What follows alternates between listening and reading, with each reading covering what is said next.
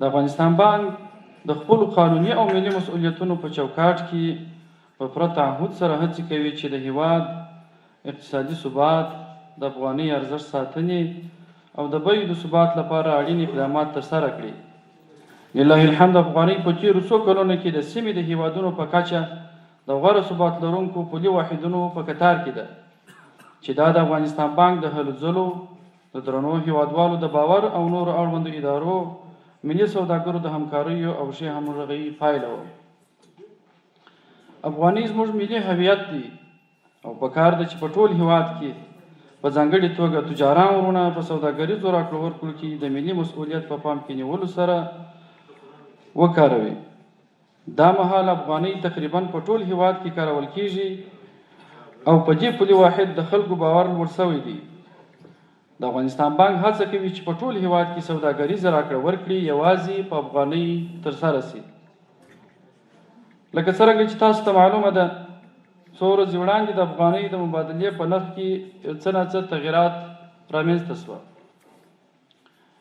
د ګرانو هیوادوالو د ډاډمنتیا او اسعاري مارکیټونو د اړتیاو د پوره کولو لپاره د افغانستان بانک اړین اقدامات ترسره کړل او بازار عادي حالت ته راوګرځول شو.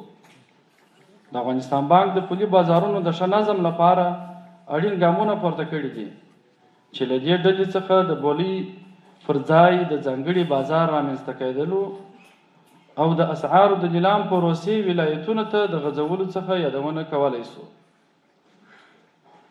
موږ له درنو هیوادوالو څخه غواړو چې د افغانۍ پر ثبات باور وساتي او له اړتیا پرته دې په داسې حالاتو کې په اسعارو د افغانۍ مبادله نه ترسره کوي ترڅو د بې بنسټه اوازو ښکار او متضرره نه شي. درنو هیوادوالو ته ډاډ ورکول کیږي چې د افغانستان بانک کافي مالي سرچینې لري او د بازار اسعاري اړتیاوې پوره کولی شي. د افغانستان بانک د اسعارو له قاچاق او احتکار د مخنیوي په برخه کې له اړوندو ادارو سره په همغږۍ لازم اقدامات ترسره کړي دي او دا موارد په جدي توګه تعقیبوي او له سرغړونکو سره به قانوني چلند کیږي. په دې توګه درنو هیوادوالو ته ډاډ ورکوو چې موږ د افغانۍ ثبات، د مالي او بانکي سکتور پراختیا ته ژمن یو او په دې برخه کې به خپلې هلې ځلې جاري وساتو ان شاء الله تعالی.